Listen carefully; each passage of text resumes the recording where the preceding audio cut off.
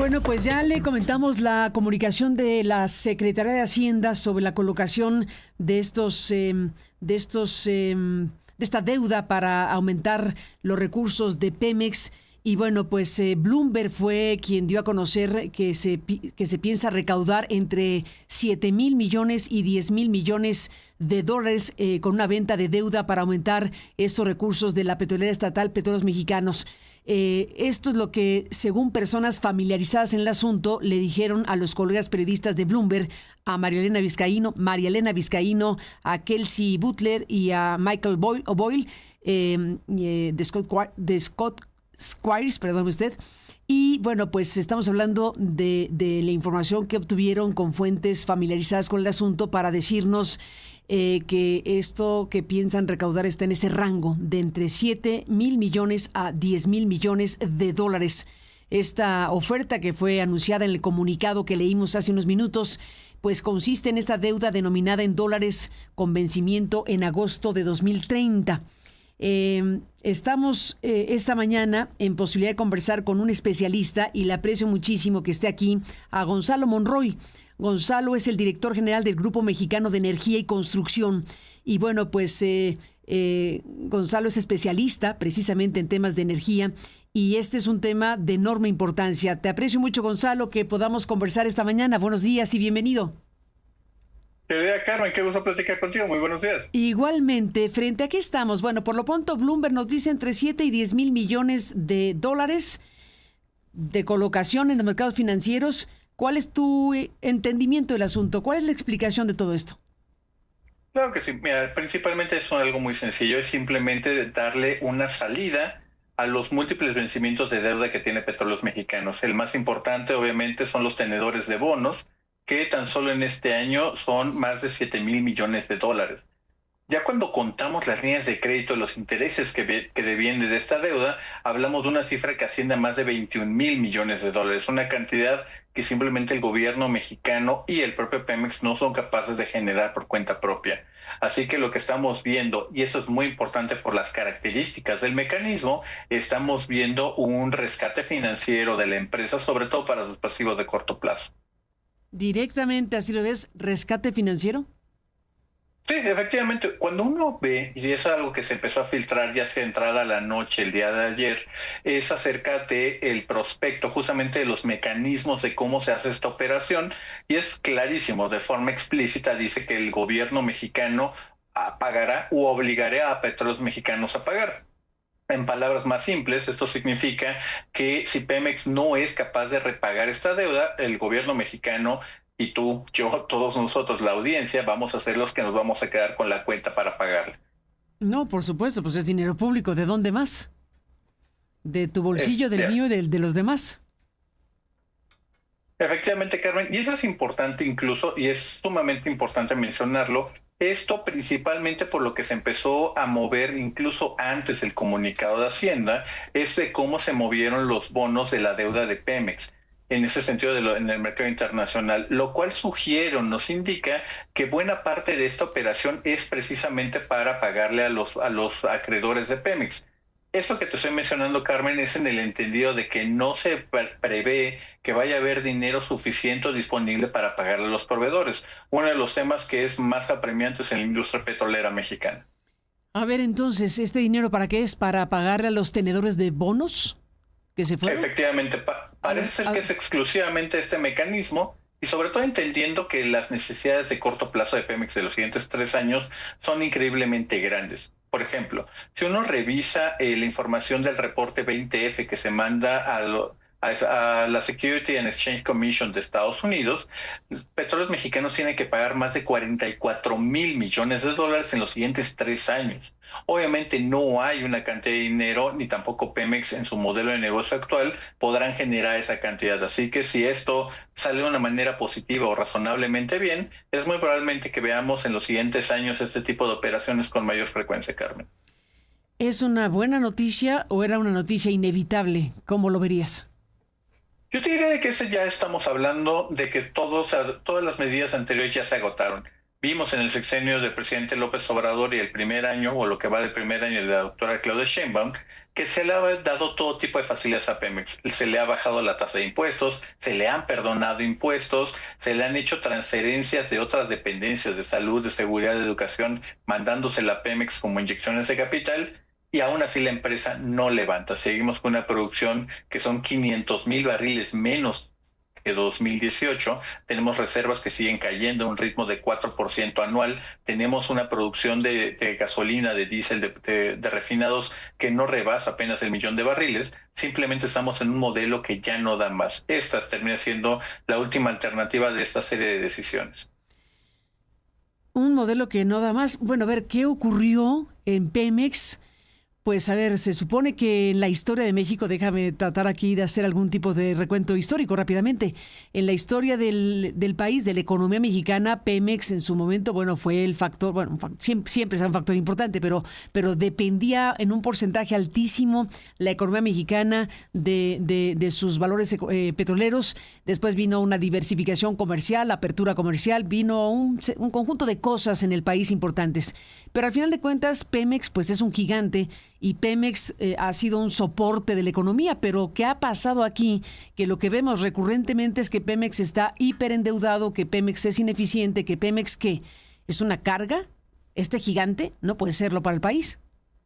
Al día de hoy ya lo es, Carmen. Justamente vale la pena ponerle algunos números para dimensionar cómo han cambiado las cosas. Como muy bien apuntas, por ejemplo, en 1982, cerca del 85% de todas las exportaciones del país era precisamente petróleo. Ahí tenemos petrolizado tanto las finanzas públicas como también la economía del país. Como muy bien apuntas, durante el proceso de liberalización de los años 80, primero con la entrada del GATT y eventualmente llegando a la culminación del Tratado de Libre Comercio 94, empezamos a diversificar la economía. Ahí vimos que las exportaciones de petróleo llegaron a un mínimo de un 8%, entrando ya al año 2000. Sin embargo, ahí las finanzas públicas dependían un 40% de los ingresos petroleros. Esto llegó a modificarse precisamente hasta el 2018, donde los ingresos derivados de Pemex pues simplemente ya representaban menos de un 20%. Ya teníamos otras fuentes de financiamiento. ¿Dónde estamos al día de hoy? En el modelo justamente que se persiguió de la soberanía energética, hay que decirlo, esta sustitución de importaciones de gasolina y diésel, pues simplemente se apostó sobre todo al modelo de la transformación. Obviamente la construcción de la refinería de Dos Bocas, la refinería Olmeca ya en Tabasco, es el mejor ejemplo de esto. ¿Cuál es el problema? Cada litro, cada barril que sale de gasolina, de diésel, de combustóleo de las refinerías mexicanas, todos salen con pérdidas. Esa es la razón detrás, por ejemplo, que en 2024 Petróleos Mexicanos perdió más de 38,000 millones de dólares. Esta cifra de más de 700,000 millones de pesos, querida Carmen, es el símbolo, es el pináculo de una serie de decisiones que no han salido bien para la petrolera mexicana. ¿Y cuál es la salida? Déjame preguntarte la pregunta del millón. ¿Qué tiene que hacer Pemex? Bueno, el gobierno. La primera, sí. La primera y quizá la esencial es detener las pérdidas. Pemex, seguir apostando a este modelo fallido es seguir prácticamente apostando a que tengamos que estar haciendo ese tipo de rescates. Significa sacarle dineros a educación o a seguridad para mandárselos a un modelo que pierde dinero. Si no se replantea el negocio, primero el modelo de negocio y después el modelo de gestión, pues simplemente ese tipo de rescates que vamos a estar viendo, querida Carmen, van a ser cosa de que vamos a estar viendo cada año de lo que resta de este sexenio. ¿Qué tanto pesa en todo este diagnóstico el tema del robo de combustible, el robo huachicol en México, que sangra, por supuesto, a las finanzas públicas mexicanas y sangra a la petrolera, que nos han dicho desde Estados Unidos, el Departamento del Tesoro, que es la segunda fuente de ingresos después del narcotráfico, del crimen organizado? Así lo han dicho. Fíjate, hay que hacer una distinción muy, pero muy importante con respecto a Pemex. Por ejemplo, lo que es el robo de combustible es precisamente eso, es un robo y ahí le está quitando precisamente recursos a Pemex. Sin embargo, lo que hemos visto últimamente, este contrabando que a veces se le llama de mala manera huachicol fiscal, esto sobre todo no se le roba a Pemex ningún litro. Esto es producto que viene de contrabando. Ahí quien pierde es el Servicio de Administración Tributaria por todos los impuestos, principalmente el IEPS que no se cobra.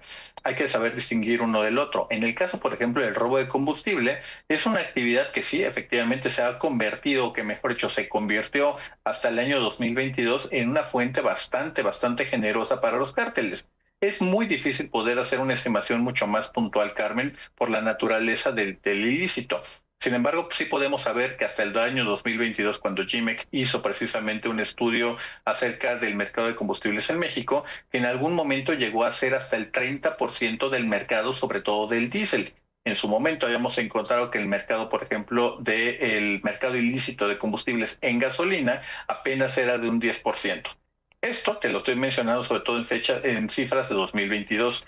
¿Qué vimos hacia el año 2023 y 2024? La explosión sobre todo del contrabando. Vimos estos buques cargados de combustible que llegaron al puerto de Guaymas, al puerto de Altamira, que obviamente lo llevó a una escala como nunca la habíamos visto antes. ¿Entendí bien o dice Pemex que esto no es garantía? Que no es garantía para Pemex. Es muy importante. Que no es garantía para Pemex. Efectivamente, esto qué bueno que me haces esta pregunta, es una cosa fundamental de entender de este mecanismo.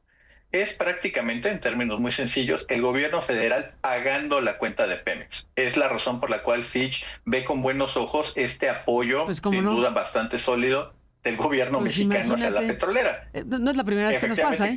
No es la primera vez que nos pasa. No. Que emiten deuda y el gobierno pues se pone de garantía. O sea, dicen que no es garantía, pero en la práctica, pues, ¿qué cosa es esto? Sino garantía. Exactamente, Carmen, le acabas de pegar al tema. Lo que está ocurriendo es el gobierno federal llega y paga las cuentas de su hijo, en este caso de Pemex. Para Pemex es una excelente noticia. Vale la pena revisar qué va a pasar con el riesgo o la calidad crediticia del país, que es el que está poniendo literalmente la cuenta. ¿Piensas que se pone en riesgo este punto? ¿La calidad crediticia del propio país?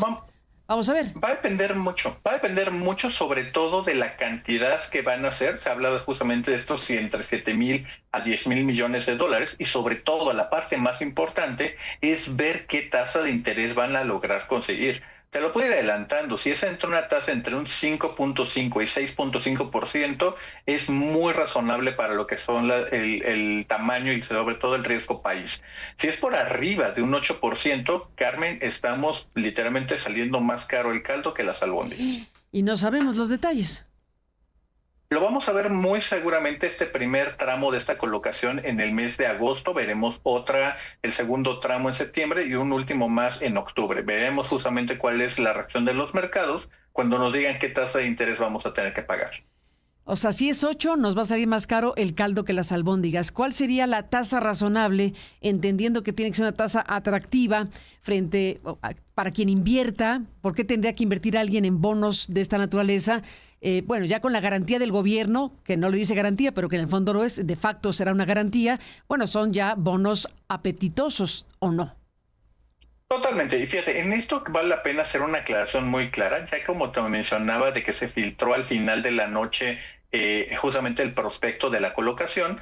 Hay que decir las cosas, sí es una garantía de México. México, para respaldar esta emisión, va a emitir su deuda, las famosas Mexico Notes, y ahí va a venir un respaldo explícito justamente del gobierno federal, que en su tercer punto lo dice de manera muy clara. México se obliga u obligará a Pemex a pagar. En otras palabras, sí hay una garantía explícita del gobierno mexicano detrás de esta operación. ¿Y por qué en la forma es bien ¿Y por qué se dice que no? Es un poco absurdo, ¿no? Muy sencillo. A ver. Es muy sencillo. Tiene que ver con el costo político, porque algo ha hecho la administración de la presidenta Claudia Sheinbaum y también su antecesor, de tratar de decir o evitar hasta donde sea posible decir emisión de deuda. Es exactamente lo que están haciendo. Rescate. Y no hay ningún problema en decirlo. Es algo que va a ser mucho más barato que si fuera Pemex solo el que saliera a emitir esta deuda, que muy probablemente lo haría entre un 11 a 13%. Es el doble de lo que se estaría el costo financiero de esta emisión. Sí, se entiende que Pemex solito no tendría esta posibilidad de tener pues un respaldo de esta naturaleza. Al final de cuentas son números, al final de cuentas tú dices, vamos a ver los detalles, las características próximamente, pero por lo pronto en tu análisis una tasa si la tasa que se pone para esta deuda es de 8%, es más caldo el caldo que las albóndigas. ¿Qué porcentaje en la lógica de lo que estamos hablando sería el apropiado, el deseable, el viable para que los inversionistas volteen a ver? Muy probablemente entre un 5.5 a 6.5%, eso es muy razonable. Por debajo del 5%, Carmen, así en toda justicia hay que decirlo, habría que darles el Premio Nobel de Economía, por debajo del 5%. Veamos justamente el apetito de mercado en la primera colocación y ahí podremos evaluarlo de mejor manera. Ahí podremos evaluarlo. Ahora, dijiste que el tema de los proveedores no va a alcanzar para los proveedores que no han cobrado porque tiene una deuda muy grande de proveedores. Apenas ayer Slim sale a decir, no Slim, pero en deuda reconocida, pero que tiene deuda no reconocida. Pero un proveedor de cuántos y cuánto debe Pemex.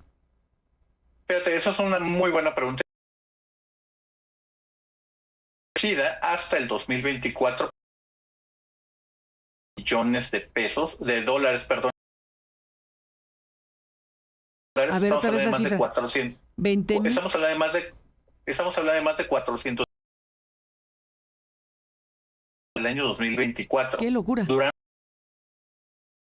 2025 han generado todavía más obra que no está contabilizada todavía en esta cifra. Si bien, por ejemplo, Grupo Carso debe 700 millones, por ejemplo, Baker Hughes, que recientemente se ha reunido con la presidenta Claudia Sheinbaum, le deudan más de 550 millones de dólares. Otra de las grandes contratistas, Schlumberger, le deben igual una cantidad muy cercana también a los 700 millones de dólares, y no hay, y hay que decirlo con esta, de manera muy clara, se han incumplido todas las promesas de pago que ha hecho la administración de la doctora Sheinbaum cuando se les dice que va a estar pagado para mayo, va a estar pagado para junio, va a estar pagado en la última cifra o la última promesa está para octubre. Sin embargo, no hay mecanismos de pago y el dinero, como lo estamos viendo con este rescate de Pemex, pues el dinero simplemente no alcanza. Para cerrar esta conversación que te aprecio muchísimo, entonces en dos patadas, digamos, o en dos frases diríamos, según lo que nos compartes, que sí hay garantía del gobierno, para decirlo claro, que sí es el gobierno garantía de estos bonos y que sí se trata de un rescate. Efectivamente, las dos ambas cosas son correctas. Las dos cosas, y de nuevo eso es lo que se ha colocado en el prospecto, la colocación va a ser en Luxemburgo, denominada precisamente en dólares. Lo que se recaude se va a invertir en bonos del Tesoro norteamericano y el colateral lo va a poner el gobierno mexicano con una garantía explícita para que si Petróleos Mexicanos no repaga estos préstamos que se le van a dar, será el gobierno mexicano y la hacienda pública quienes asumirán ese costo.